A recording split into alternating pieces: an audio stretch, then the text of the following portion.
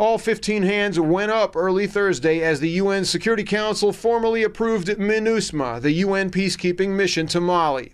The draft resolution has been adopted unanimously as Resolution 2099 from this year, 2013. The French drafted resolution calls for about 12,600 UN peacekeeping troops in what will be the third largest UN peacekeeping force. It's mandated to deploy on the 1st of July. The measure calls for UN peacekeepers to secure cities and roads, but not to engage the armed groups in the north. If there is an attack by the armed groups, the mission has a robust mandate and will defend itself.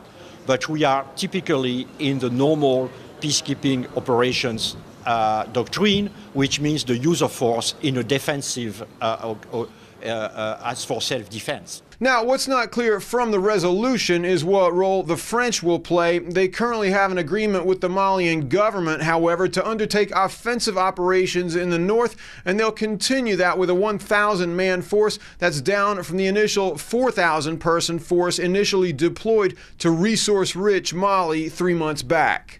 The new UN force will also incorporate 6,000 African Union troops already deployed in Mali, a force recently called completely incapable by a U.S. Defense Department official. The UN's peacekeeping boss, Hervé Ladsous, said that overall standards, including equipment, would be improved, but that humanitarian training would be a priority.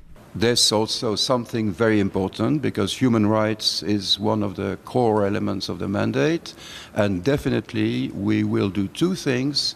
We will do some vetting of the personnel, and we will increase their training in human rights, international humanitarian law, and so on. This, we want our people to be impeccable. UN peacekeeping forces have learned hard lessons of late when it comes to doing more damage than good, including the case of cholera outbreak in Haiti, with evidence suggesting the disease was introduced through a UN base's leaking sewage pipes. French forces began their exit from Mali this month, but the offensive force will likely remain there indefinitely.